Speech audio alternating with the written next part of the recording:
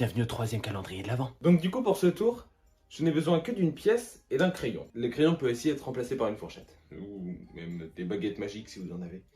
Donc juste ici je mets la pièce comme ça et je vais compter jusqu'à 3 pour faire disparaître la pièce avec le stylo.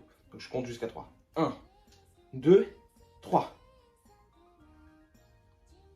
Ah non, mais en fait c'est que je dis ça, mais c'est qu'il y avait le stylo qui est... En fait, je vous explique. Quand j'ai mis là, en fait je l'ai lâché ici et du coup c'est resté là.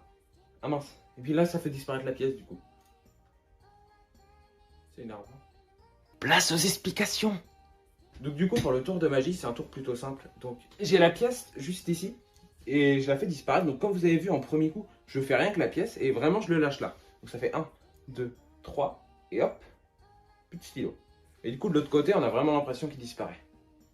Et pendant que je fais le mouvement pour vous montrer le stylo, juste ici avec la pièce, je la mets dans ma poche. Et du coup on voit pas parce qu'on est attiré par le stylo forcément ce qui vient de disparaître. Et du coup je fais, regardez juste ici, j'ai le stylo. Et là, la pièce a déjà disparu.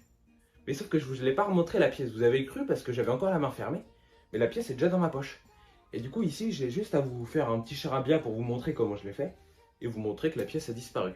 Donc ceci est un tour de magie qui peut être fait assez simplement en repas de famille. Et qui marche toujours assez bien.